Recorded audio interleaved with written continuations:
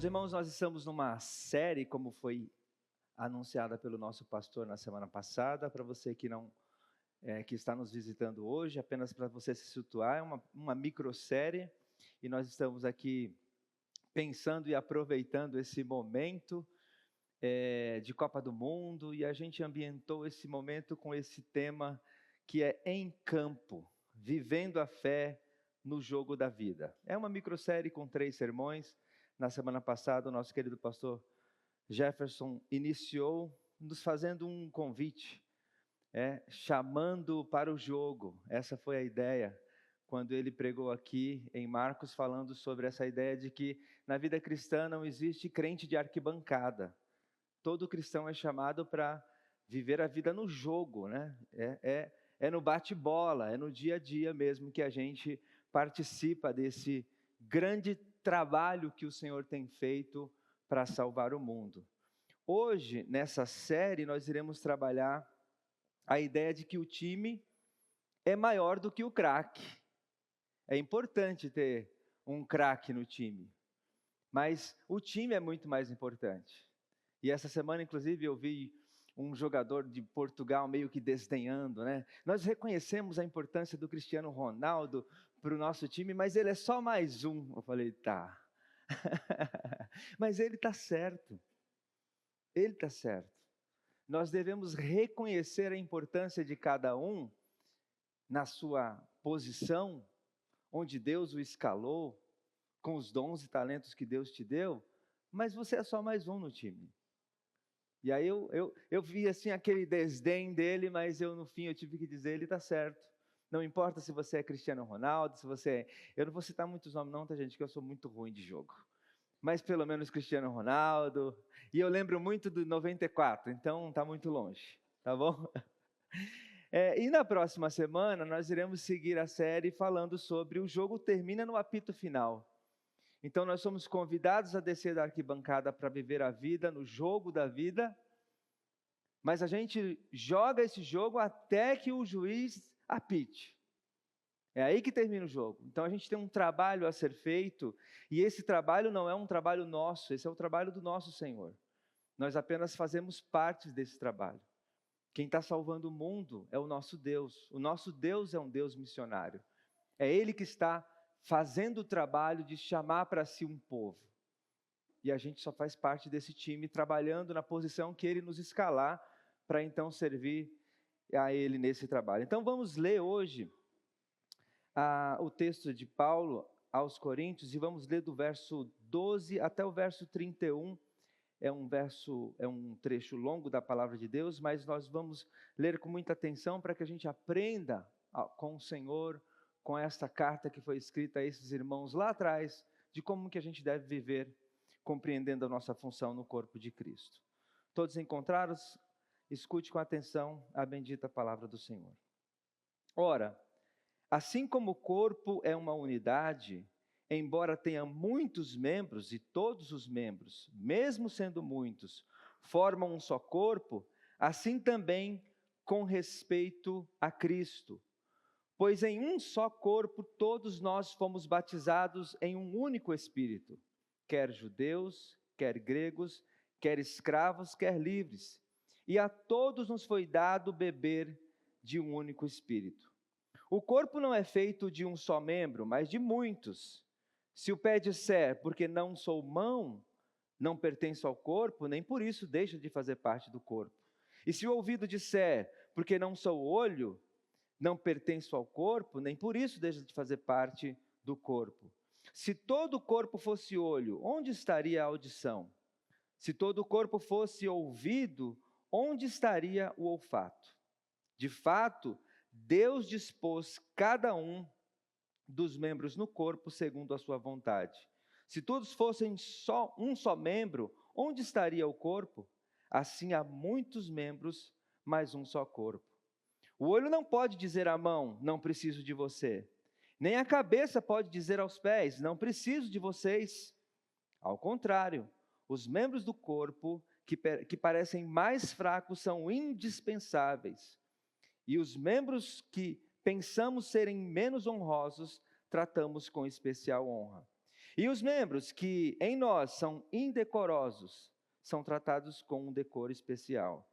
Enquanto os que em nós são decorosos não precisam ser tratados de maneira especial. Mas Deus estruturou o corpo dando maior honra aos membros que dele tinha falta, a fim de que não haja divisão no corpo, mas sim que todos os membros tenham igual cuidado uns pelos outros. Quando um membro sofre, todos os outros sofrem com ele. Quando um membro é honrado, todos os outros se alegram com ele. Ora, vocês são o corpo de Cristo e cada um de vocês individualmente é membro desse corpo. Assim na igreja, Deus estabeleceu primeiramente apóstolos, em segundo lugar profetas, em terceiro lugar mestres, depois os que realizam milagres, os que têm dom de curar, os que têm dom de prestar ajuda, os que têm dons de administração, os que falam em diversas línguas. São todos apóstolos? São todos profetas? São todos mestres? Têm todos o dom de realizar milagres? Têm todos o dom de curar? Falam todos em línguas? Todos interpretam? Entretanto, busquem com dedicação os melhores dons. Esta é a palavra do nosso querido Deus. Vamos orar? Pai, muito obrigado pela tua palavra, Senhor. Lida ao teu povo nessa manhã e com a expectativa de que o Senhor fale ao nosso coração, nos oriente, nos guie por meio da tua palavra, Senhor. Me usa, Senhor, com simplicidade nesta manhã, de modo que eu possa apenas esclarecer o nosso coração para viver a tua palavra, em nome de Jesus. Meus irmãos, conta-se uma lenda, e eu vou contar uma lenda de 3 pedreiros. A lenda é o seguinte: um arquiteto passou em uma obra e ele perguntou para o primeiro pedreiro: o que você está fazendo? Aí ele disse: estou assentando tijolos. E aí ele caminhou um pouco mais, encontrou um segundo pedreiro e disse: o que você está fazendo? Ele disse: eu estou construindo um muro. E aí ele caminhou um pouco mais, encontrou um terceiro pedreiro e disse: o que você está fazendo? Ele disse: eu estou construindo uma catedral. Essa é uma lenda urbana e ela evoluiu um pouco mais e ela virou uma história. Parece que é uma história, outros dizem que é uma verdadeira história, mas não se sabe. Que é a de que o presidente Kennedy visitou a NASA em 1962 e no corredor da NASA ele encontrou com um zelador que estava ali com o seu esfregão limpando o chão. E então ele parou e perguntou: o que você faz aqui? Aí ele diz: eu estou levando um homem para a Lua. E aí ele percebeu que aquele homem tinha uma visão diferente. Qual é a visão? O que há em comum nessas 3 histórias, gente? O que há em comum nessas histórias é que a visão dessas pessoas não é a visão de quem participa apenas de uma tarefa isolada. Um pedreiro, quando está assentando um tijolo, ele não está apenas assentando um tijolo, ele está participando de uma tarefa muito maior. Construir uma catedral passa pela atividade de muitas pessoas. Muitos trabalham, e o trabalho muitas vezes pode parecer insignificante, mas sem colocar um tijolo sobre o outro, e eu entendo bem disso, tá, gente? Sem colocar um tijolo sobre o outro, não há muro que se construa sozinho. Não tem como você chegar numa obra de manhã e ficar: constrói muro. Não tem. É um trabalho tijolo a tijolo. Então, cada tarefa é importante. Mas é importante que essa pessoa que esteja participando desse trabalho tenha consciência, entenda isso. O pastor Jefferson falou na semana passada, é importante que a gente entenda que nesse jogo não se joga sozinho. E o apóstolo Paulo aqui, quando ele começa essa carta, ele começa com essa questão: quanto aos dons espirituais, não quero que vocês sejam ignorantes, é importante entender, é importante compreender o jogo todo.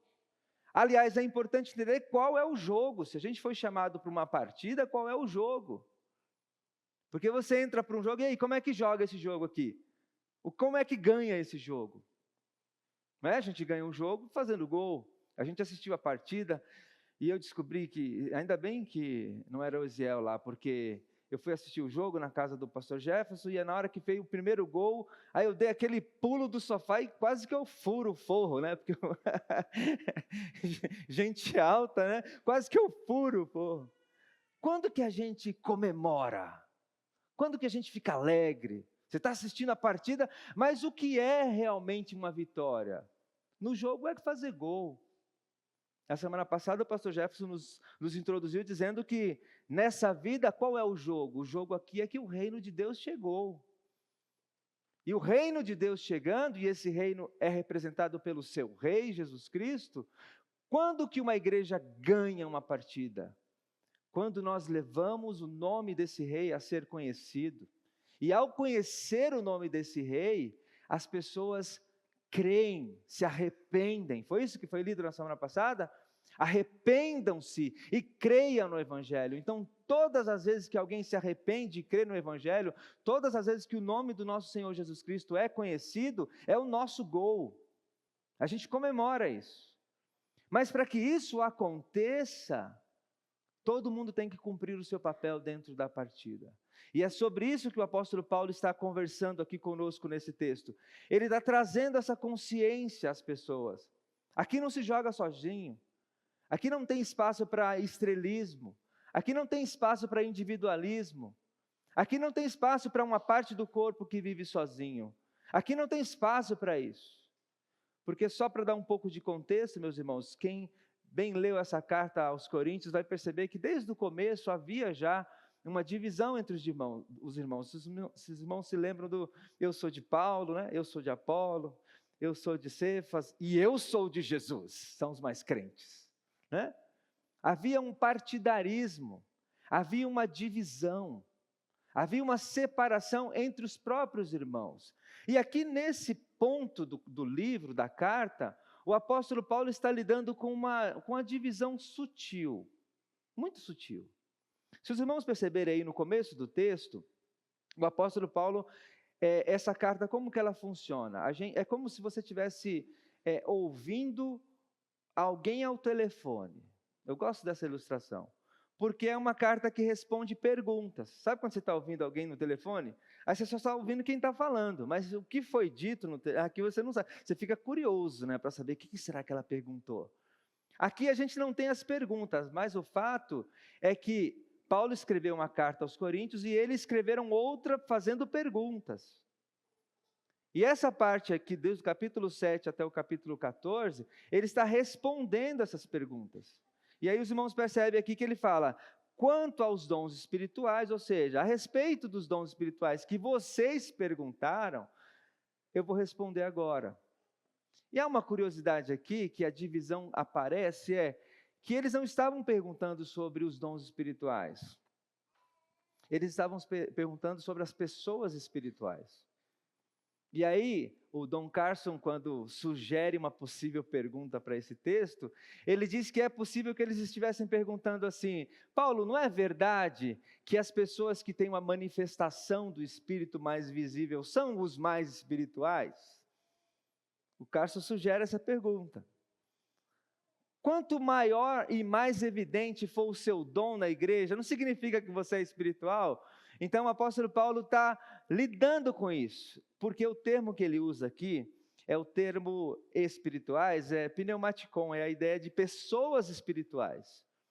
E o que eu acho interessante é que o apóstolo Paulo começa respondendo, já tendo essa percepção, opa, tem gente na igreja se achando espiritual demais. Tem gente na igreja se achando que há um modo de perceber o que é ser espiritual. E o modo de perceber o que é ser espiritual, que eles estão perguntando quanto mais espalhafatoso, quanto mais evidente, quanto mais parecer que você está ligado direto com a divindade, isso é sinônimo de que você é espiritual. Então o apóstolo Paulo começa a ensinar nesse texto, irmãos, a corrigir essa mentalidade.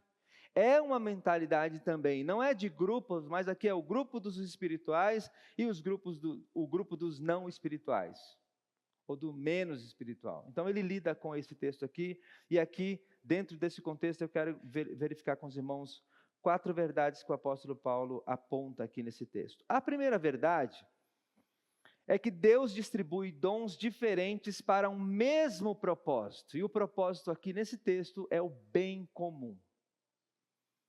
Esse trecho que a gente leu, irmãos, do versículo 12 até o verso 31, é uma espécie de ilustração.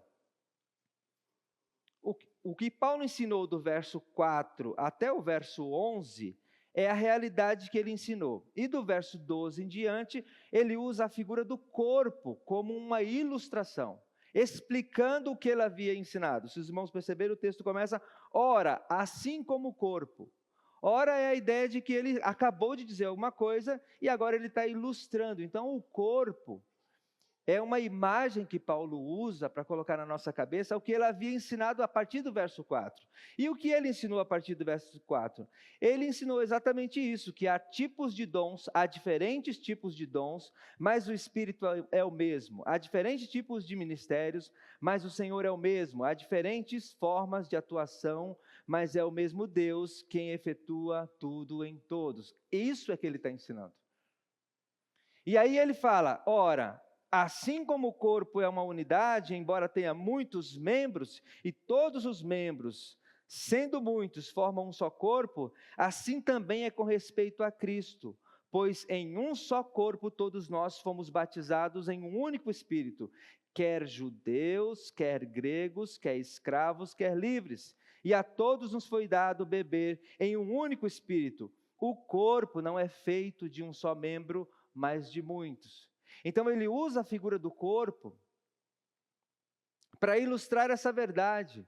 O corpo de Cristo não é feito de um só membro, por mais especial que esse membro seja, por mais capacitado que esse membro seja, o corpo de Cristo não é feito de um só membro. Não há só uma realidade. E aqui, meus irmãos, que eu quero chamar a atenção de vocês. Quando eles perguntam as pessoas espirituais, e essa palavra pessoa espiritual está focado na pessoa. Eu sou espiritual. Eu tenho o dom, vou citar aqui para não ficar muito restrito. Eu tenho o dom A, eu tenho o dom B, eu tenho o dom C. E o meu dom é mais evidente, e o meu dom é mais necessário. São pessoas que se julgam espirituais. E quando o apóstolo Paulo vai responder a pergunta deles, o apóstolo Paulo faz uma mudança sutil. Ele troca o termo. Ele fala assim, há diferentes tipos de dons. Ele usa aqui a palavra caris. Eles perguntaram com a palavra pessoas espirituais, e o apóstolo Paulo responde com a palavra dons da graça. O que ele quer dizer com isso? Você não é uma pessoa espiritual. Você recebeu um dom da graça. Você recebeu um dom do Espírito. E aí ele continua, e esse dom é diferente. Cada um recebe um dom. Cada um recebe uma função. Cada um recebe um papel. E sabe quem define esse papel? Não é você. Não foi você que treinou, não foi você que se tornou habilitado, não. Cada um recebe um papel e esse papel é dado pelo Espírito Santo. E aqui ele usa a trindade, né? Ele usa, belamente ele usa o Espírito, o Senhor e Deus. É você que recebe da trindade essa função que você tem. É você que recebe da trindade esse dom que você tem. É Deus que realiza por meio de você aquilo que Ele pretende para o seu povo. Portanto, não se ache espiritual. Tenha a consciência que você recebeu da graça de Deus. Você recebeu um presente. Você já ficou orgulhoso, irmão, de ter ido num congresso ou numa festa que o ingresso era livre, era gratuito? Você chega lá com o ingresso gratuito, né? Por exemplo, eu vou na Concrete Show. Todo ano eu vou na Concrete Show. E aí todo mundo vai lá, se cadastra e recebe um passe livre. É de graça. Você não chega lá com um crachá, né? Porque todo mundo recebeu o mesmo crachá. É de graça. Só que, um ano passado, a escola que eu estava fazendo pós-graduação, ela me concedeu um ingresso VIP. Ela me concedeu um ingresso congressista, né? E aí o congressista, ele tinha acesso a palestras, ele tinha acesso a curso, a workshop e tudo mais. Aí eu cheguei lá, gente, eu percebi que todo mundo tinha o crachá de participante, mas eu não. Eu tinha um crachá de congressista. Aí, gente, mas me bateu aquele orgulho, assim, sabe? Nossa, aquele orgulho santo, congressista, eu sou congressista. E aí tinha lugar que eu chegava, o camarada, posso entrar? A pessoa falava, não pode. Aí eu chegava com o meu crachá, congressista, aí pode.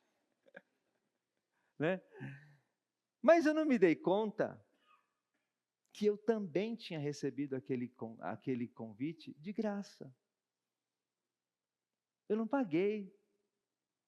Eu não fiz nada. Foi de graça também. Mas só o fato de ter escrito congressista no meu crachá já me trouxe aquele olhar de, vocês são somente os participantes e eu sou o congressista. E o que Paulo está dizendo aqui é, gente, vocês não são espirituais. Vocês não são donos do dom que vocês receberam. Vocês também são participantes da mesma graça. E o que é interessante é que essa palavra graça, gente, na teologia do apóstolo Paulo, ela é usada para qualquer dom. Ele usa para casamento, ele usa para dom de oferta, ele usa para celibato, ele usa para qualquer coisa. Qualquer habilidade que as pessoas recebem ou têm, até o dom de casar, Paulo usa carismata. O Carson até, ele fala assim, eu não gosto muito de usar o termo carismata para se referir aos carismáticos. Porque, de certa forma, toda a igreja é carismática. Porque toda a igreja participa do dom da graça. Toda a igreja recebe os seus dons da mesma fonte, graça de Deus. E aí o apóstolo Paulo coloca aqui, gente, vocês não são espirituais, vocês recebem do Espírito. E Deus dá a cada um, Ele distribui diferentes dons para o mesmo propósito. E aqui no texto anterior ele diz, o propósito é o bem comum. O meu dom não é para eu me beneficiar dele. O meu dom é para o bem comum, para o bem da comunidade, para o bem do corpo. Todas as partes do corpo, assim como um corpo tem muitas partes, o corpo de Cristo tem muitas partes, o time de Deus aqui tem muitas partes, mas todas as partes fazem parte de um mesmo corpo, de uma mesma unidade. O foco aqui nesse texto inteiro é diferença de dons, mais unidade de corpo. Somos diferentes, mas somos um. A nossa diferença é por causa do um. A minha atividade é por causa do um. Tudo aqui é por causa do um. Então, ele vai colocar, há diferentes dons? Há sim. Mas isso é um carisma. Isso é um presente de Deus. Não vai ter uma área VIP para você aqui só porque você é congressista. Não vai ter uma área VIP só porque você é pastor. Não vai ter uma área VIP só porque você é uma estrela da música. Não vai ter uma área VIP só porque você... Não vai ter, meu querido. Aqui somos todos iguais. Aqui nós temos os mesmos presentes de Deus. É mais importante? Mas o apóstolo Paulo vai dizer que os mais importantes aqui para Deus são os menos significantes. Jesus tem mania disso, né? Jesus tem mania disso. Eu vim para os doentes, eu não vim para os são. Quem se julga são demais, eu não vim para esses. Eu vim para o filho pródigo, eu não vim para o filho que se acha. Jesus tem mania disso, de mostrar isso. No corpo de Cristo somos todos iguais. Não há área VIP, não há crachá de especial, não há, porque todos nós somos partes de um corpo. E esse mesmo corpo é feito não só de um só membro.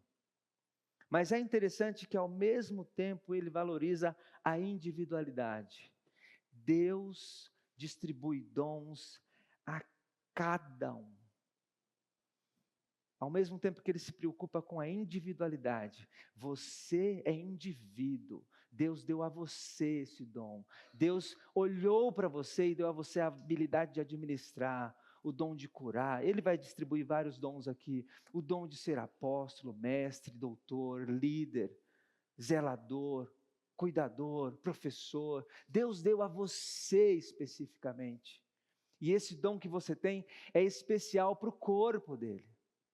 Esse é o ponto importante. Então, meus irmãos, o craque aqui, o arrogante, o craque é aquele que se acha especial. É a pessoa que se acha espiritual. A pessoa que acha que a manifestação do dom dele é a evidência de que ele é melhor que os outros. Mas o apóstolo Paulo vai nos ensinar que não. Na igreja não somos um amontoado de talentos individuais, buscando cada um aparecer. Na igreja nós somos unidos pelo mesmo Espírito, e o ponto aqui é para o benefício comum, para a edificação do corpo, para que o corpo, como ele usa na figura lá em Efésios, bem ajustado pelas juntas, o corpo cresce à medida que cada um faz a sua parte. O corpo cresce à medida que cada um faz a sua parte. Então essa é a primeira verdade que o apóstolo Paulo coloca aqui. A primeira verdade é de que Deus distribui dons diferentes para pessoas diferentes, pensando ou visando um único propósito, e o propósito aqui é o bem comum. E o bem comum, meus irmãos, se a gente lê a carta de Paulo aos Romanos, por exemplo, o bem que Deus quer para todo o seu povo é formar Jesus Cristo em nós. Esse é o bem. Então, o nosso gol, que a gente comemora até furar o teto, sabe? É quando a gente percebe que o bem comum está atingindo as pessoas da nossa comunidade. Quando as famílias estão sendo fortalecidas, quando os casais estão sendo fortalecidos, quando as crianças estão sendo formadas, quando os músicos estão aqui servindo para que a igreja tenha uma experiência com o Senhor e a sua fé seja fortalecida, quando os irmãos lá na recepção, lá no estacionamento, todo mundo está visando que o seu trabalho não é um trabalho de assentar tijolo, você não está assentando tijolo, você está ajudando Deus a formar o bem na vida das pessoas, e o bem é formar Cristo em nós.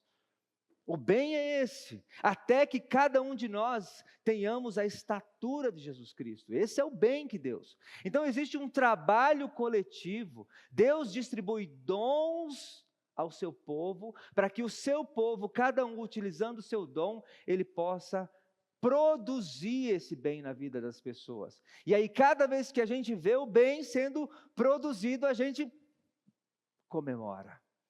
A gente fura o teto. É com isso que a gente se alegra.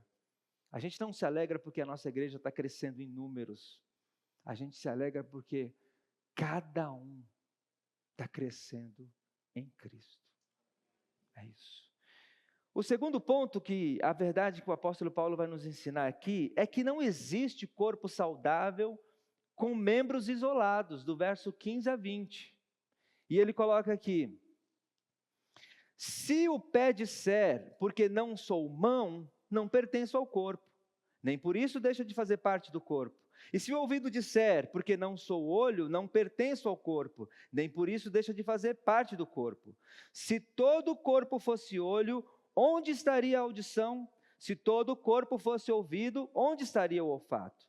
De fato, Deus dispôs cada um dos membros no corpo segundo a sua vontade. Se todos fossem um só membro, onde estaria o corpo? Assim, há muitos membros, mas um só corpo. Esse ponto aqui é bem interessante, meus irmãos, porque existe aqui, como eu mencionei, dois grupos. Existe o grupo daqueles que se acham espirituais. E você também tem uma tendência de, estando numa igreja, numa comunidade, onde existe gente que se acha espiritual, você tende a se achar inferiorizado. Pastor Jefferson convidou a gente para descer da arquibancada, certo? A gente desceu da arquibancada. Aí você chegou no vestiário, deu de cara com o Cristiano Ronaldo, com o Messi, né? Aí você, o que eu vou fazer aqui? Eu sou só um pé. O apóstolo Paulo está dizendo assim, você que se acha um pé, né? Ele diz, se o pé disser, porque não sou olho, não faço parte do corpo. Percebe, gente? Existe aqui um complexo de inferioridade, para usar um termo, né? Já que eu não sou olho, então eu nem vou fazer parte do corpo. Vou ficar aqui só sentadinho no canto, bem invisível, se possível. O apóstolo Paulo assim, olha, meu irmão, se você tiver essa mentalidade de que só porque você não é olho, você não canta, você não prega, você não dá aula, você não é alguém de destaque na comunidade, se você pensar que só porque você não ocupa esse espaço, Deus não te deu uma utilidade para o corpo, você está enganado. E aí ele diz, o fato de dizer que você não é corpo, não tira você do corpo. Você continua no corpo. É que você está se sentindo inferior. Experimenta o olho, eu estou com uma vontade de subir naquele monte ali para olhar a cidade de cima, sobe lá olho, sozinho. O olho precisa do pé, meu irmão. Quando o olho chega lá em cima, que ele avista de longe a beleza do lugar onde ele está, ele tem que agradecer os pés que o levou até ali. Sem os pés, ele não chegaria. Aliás, para ele desejar, ele teria que, um monte de outros órgãos teria que trabalhar só para ele desejar, porque o olho não deseja. Tudo isso funciona desse jeito. Então o apóstolo Paulo está dizendo aqui, não existe um corpo saudável. Não existe um corpo saudável isolado. E é bem interessante aqui ele falar de partes, gente, porque lá naquela região de Corinto, tinha um templo de um deus chamado Escolápio, que ele era o deus da cura.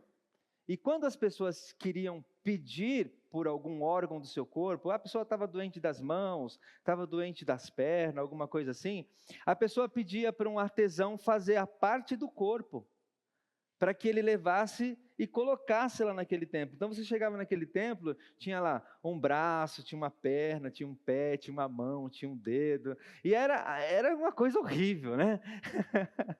E o apóstolo Paulo, quando fala isso, o corpo não são essas partes separadas. Aquele pessoal tinha essa imagem na cabeça. Verdade, já pensou uma mãozinha andando? Um olho rolando? O corpo não são essas partes. E aí ele diz, o corpo não pode ser saudável se ele não tiver todas as partes funcionando. Então você tem uma importância sim. Não importa a função que você desenvolva. Não importa se você atua em lugares aqui da nossa comunidade que ninguém lhe percebe. Tem muitas ações que são feitas que ninguém percebe. Por anos, irmãos. Por anos e anos você faz a sua atividade e ninguém percebe. Alguém só percebe o dia que você falta, né?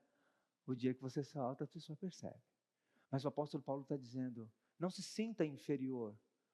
Foi o Senhor que te colocou nesse lugar. Esse aqui é o ponto. Por que eu não me sinto inferior? Porque foi Deus que me colocou nessa posição. Deus dispôs cada um conforme a necessidade que Ele achou. Não é a necessidade que eu percebi, é a necessidade que Ele achou. Então muitos cristãos ficam na arquibancada achando, se eu não prego, se eu não canto, se eu não sou líder, então eu não sirvo. Paulo responde, isso é um absurdo, você é parte do corpo. E não importa a parte do corpo, a função do corpo que você exerce, essa função é importante para a saúde do corpo. Não existe membro do corpo isolado. E quando um membro se isola do corpo, o que acontece com ele? Morre. Morre. O corpo só funciona quando todos estão juntos. Então, quando Jesus convida você, Ele não convida você para ficar no banco de reserva. É interessante, né? Banco de reserva. Tem um jogador aí que a gente fica gritando, né? Fulano, escala o Beltrano. Fulano, escala ele, escala ele, escala ele. Né? É bom aqui, irmão, que ninguém vai pedir para você ser escalado. Deus escalou todo mundo já. Existe banco de reserva aqui. Do mesmo jeito que não tem banco dos VIPs, também não tem banco de reserva. Todo mundo está chamado para o jogo. Todo mundo está no campo jogando.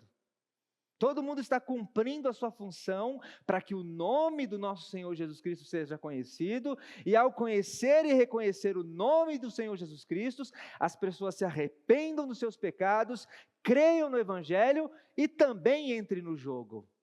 Esse é o trabalho que Deus está fazendo. O terceiro ponto que é colocado aqui é que o crescimento acontece no relacionamento e no serviço mútuo. O crescimento do corpo, a saúde do corpo, a vida do corpo, acontece nos relacionamentos. E aqui, os versos que eu quero ler é do verso 21 até o verso 26, onde Paulo diz assim: o olho não pode dizer à mão, não preciso de você. Ó, sinal de alerta aqui. Aqui estão os espirituais, tá? Os espirituais são aqueles que viram para os outros e dizem assim: o olho não pode dizer, não preciso de você. Nem a cabeça pode dizer aos pés, não preciso de vocês. Ao contrário, os membros do corpo que parecem mais fracos são indispensáveis. E os membros que pensamos serem menos honrosos, tratamos com especial honra. E os membros que em nós são indecorosos, são tratados com decoro especial. Enquanto os que em nós são decorosos, não precisam ser tratados de maneira especial. Mas Deus estruturou o corpo, dando maior honra aos membros que dele tinha falta, a fim de que não haja divisão no corpo, mas sim que todos os membros tenham igual cuidado uns pelos outros. Quando um membro sofre, todos os outros sofrem com ele. Quando um membro é honrado, todos os outros se alegram com ele. Ah, eu não preciso de você. É a pessoa que já se sente suficiente. E nessa carta, meus irmãos, lá no capítulo 4, o apóstolo Paulo faz uma ironia com os irmãos de Corinto. Aí ele fala assim: ah, vocês já estão tudo perfeito, né? Ah, vocês não precisam de mais nada. Quisera eu que vocês já até reinassem, para que a gente reinasse com vocês. Porque eles desdenhavam até mesmo o apóstolo Paulo. Aí o apóstolo Paulo: eu queria que você já fosse até rei, para que a gente reinasse com vocês. O Carson, ao comentar esse texto, ele fala sobre a mentalidade deles aqui, era uma espécie de escatologia ultra realizada, que é a ideia de que a gente na igreja vive uma espécie de já e ainda não, certo? Então, quando cremos em Cristo, alguns benefícios nós já recebemos, mas ainda não recebemos todos. Essa é a ideia do já e o ainda não. Eles não, eles achavam que eles já tinham recebido tudo. Ah, vocês já estão completos, vocês já estão perfeitos, então vocês não precisam mais de ninguém. E aí o apóstolo Paulo fala assim: o olho não pode dizer para a mão, para qualquer outro órgão do corpo, não preciso de você. Mas tem irmãos que têm essa mentalidade. Tem irmãos que se acham tão suficientes, tão craques, que ele não se misturam, não comungam, não congregam, não frequentam pequeno grupo, não frequentam culto, porque já se acham suficientes. E o apóstolo Paulo está dando um alerta sobre esse comportamento. Agora eu vou mencionar lá 94, né? Tinha um jogador em 94, o Romário, que ele se sentia, né? Ele ficava lá na frente. Era 2 metros da linha do gol, e se a bola chegar aqui eu faço. Mas não é que o menino fazia mesmo, né? O bom é que ele fazia. O bom é que se chegasse a bola lá, ele resolvia.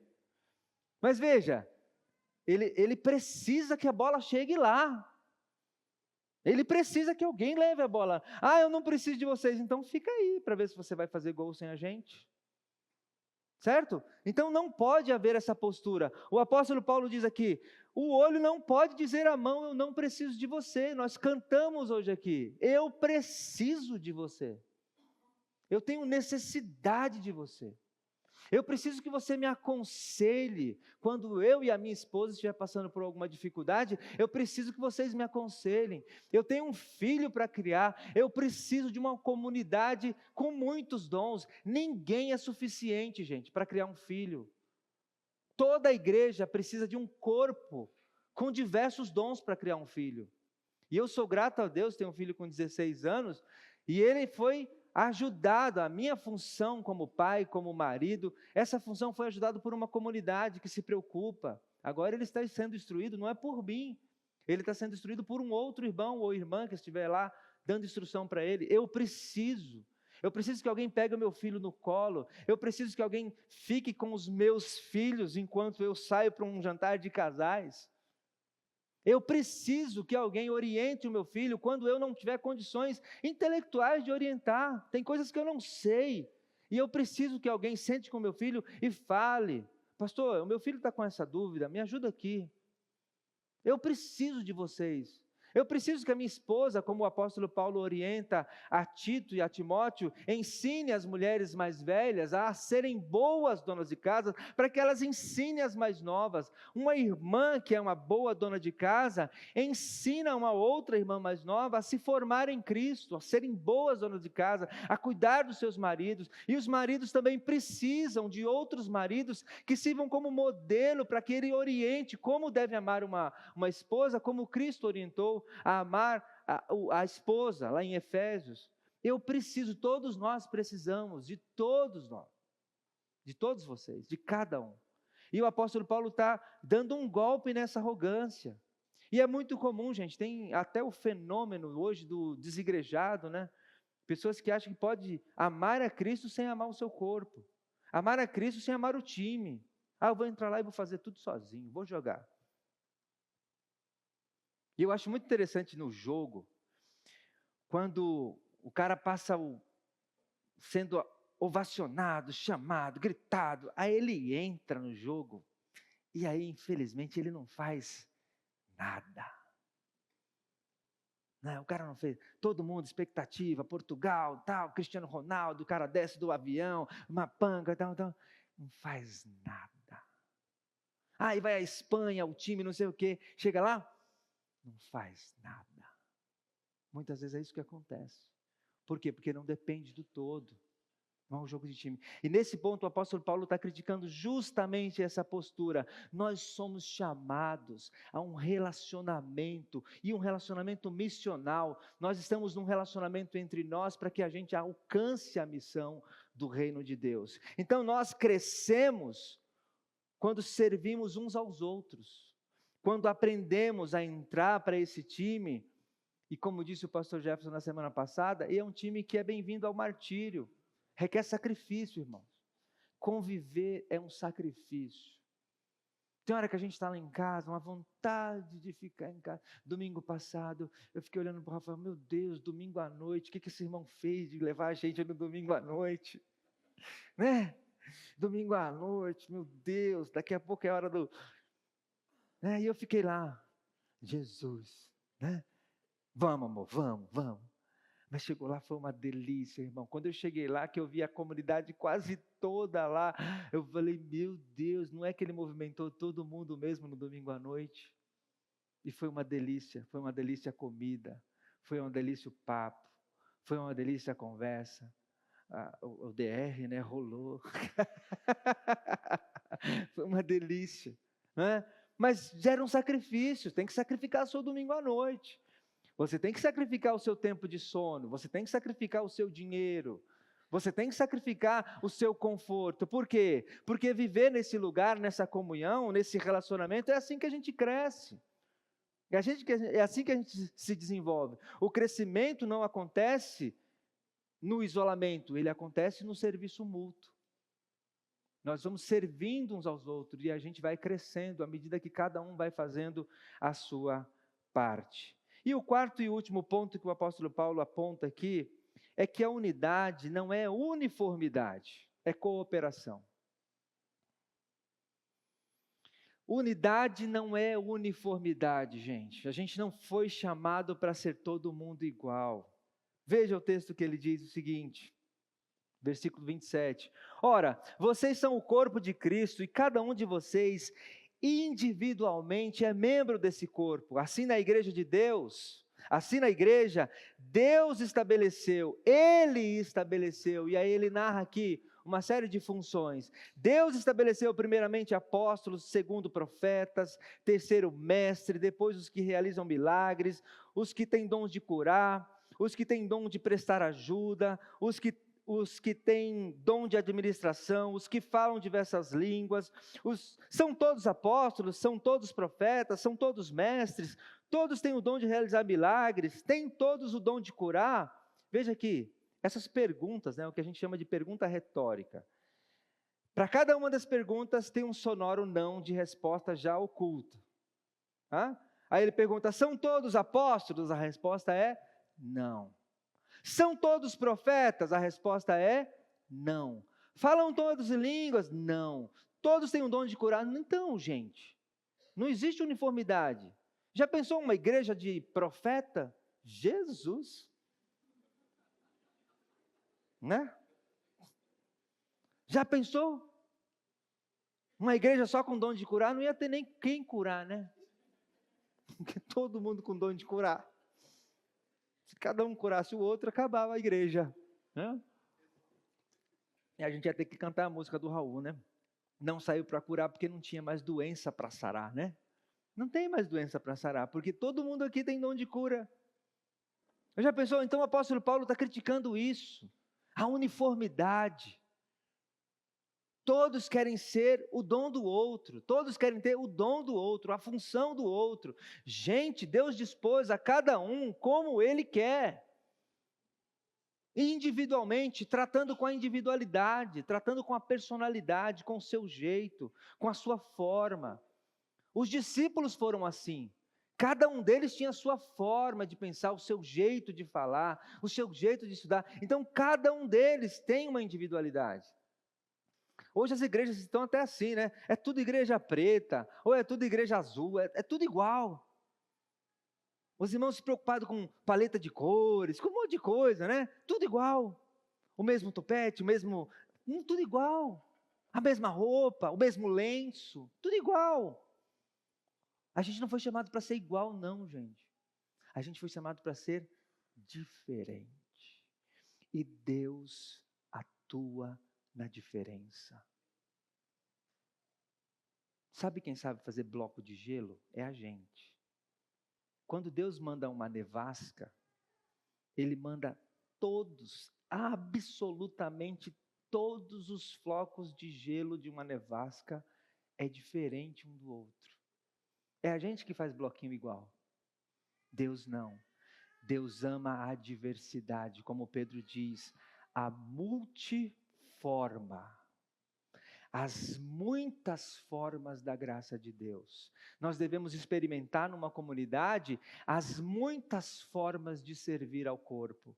As muitas formas de servir. E a sua forma é diferente do outro. A sua forma é necessária para o corpo. E o apóstolo Paulo está trabalhando aqui exatamente. A unidade não é uniformidade. A unidade é quando os diferentes se unem para o bem comum.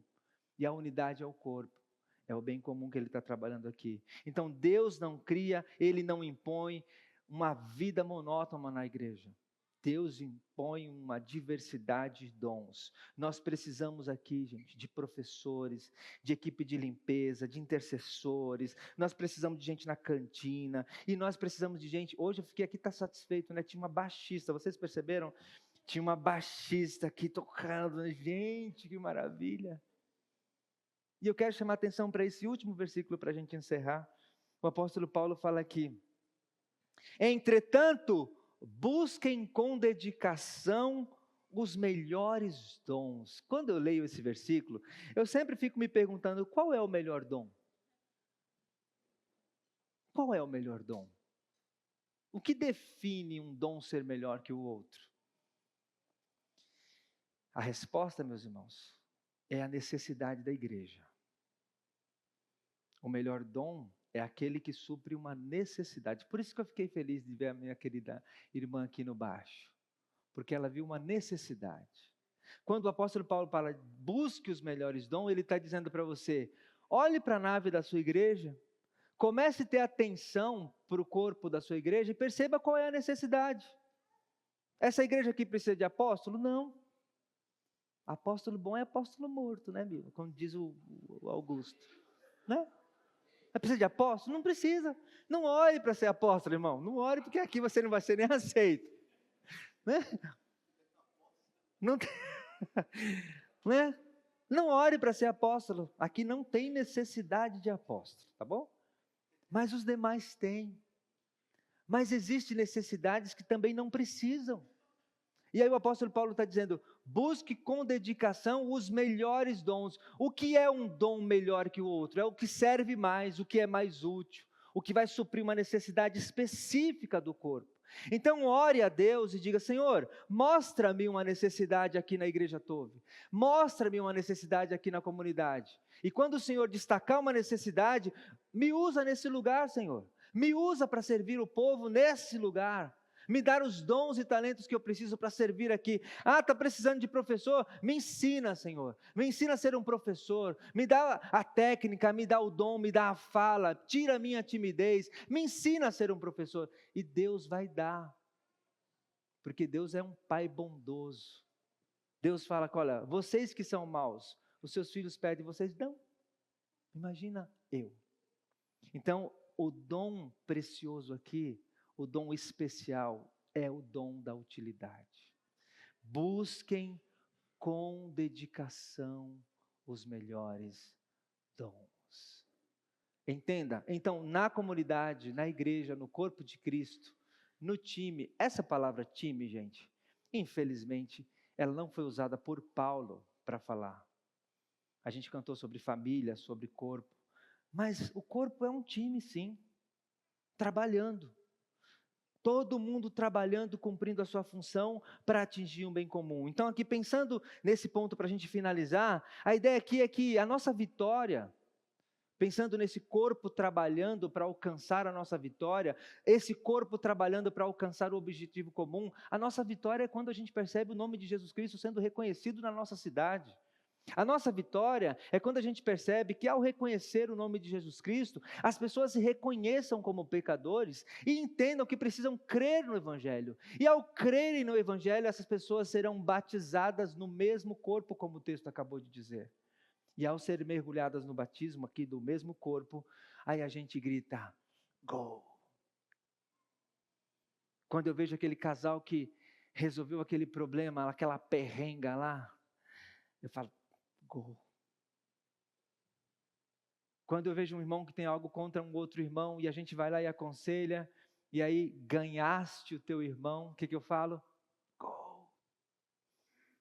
Quando eu vejo uma criança que, quando é perguntada sobre a sua fé, apesar da escola, apesar de tudo que ela é bombardeada, e ela confessa Jesus Cristo como Salvador, eu digo: gol.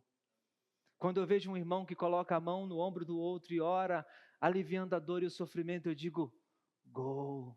Quando eu vejo uma igreja que se preocupa com os idosos, eu digo: gol. Quando eu vejo uma igreja que é um sinal do reino de Deus na cidade, eu digo: gol. Esse é o nosso gol, irmãos. Então vamos nos unir com nossos dons e talentos para que a gente faça cada vez mais gol. E aqui, olha, quando você olha para o time, aí eu pedi para o nosso colocar aqui, isso eu tentei colocar aqui, todas as pessoas que estão envolvidas num gol, gente. Às vezes a gente só vê o fulano, eu nem sei o nome de um rapaz que fez 2 gols, tá? Eu nem sei bem, mas eu sei que do capitão, até aqui o massagista, o psicólogo, o nutricionista, o médico, o auxiliar, o atacante, o preparador de goleiro, e o gandula, o cozinheiro, o motorista, todas as pessoas estão envolvidas numa única atividade, que é o gol. Mas quando aquele gol sai, a gente costuma olhar só para o atacante que fez o gol.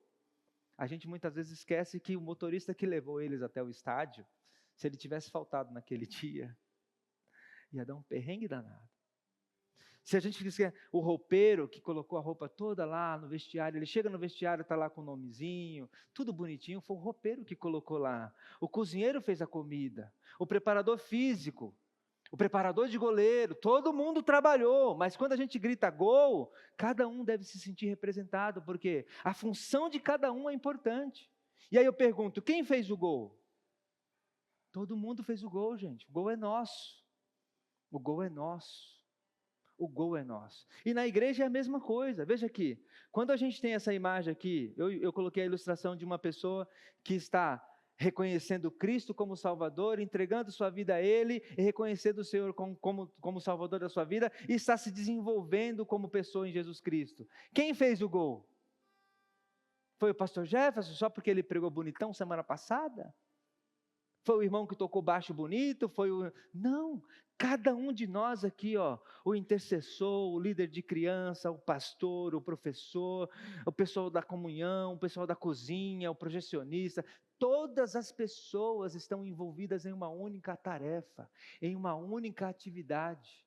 Então, quando uma pessoa reconhece Cristo, quando uma mão é tocada, quando uma vida é transformada, quando um casal é restaurado, quando uma criança é educada, quando alguém recebe um abraço, um sorriso, todas essas atividades são para um único propósito: o bem comum, a edificação do corpo, e que o nome do nosso Senhor Jesus Cristo seja glorificado em nós. Nossa missão é honrar a Deus, e fazemos isso servindo pessoas. E tem uma frase que eu gosto, que todo dia vocês falam aqui. O que significa ser reformado mesmo, gente? Aqui é tudo sobre Jesus. Todas as atividades aqui é sobre Jesus. Todas as ações aqui, desde o estacionamento, a escola, a pregação, a música, a imagem, a foto, todas as atividades são sobre Jesus. Porque dele, por ele e para ele, glória, pois, a ele.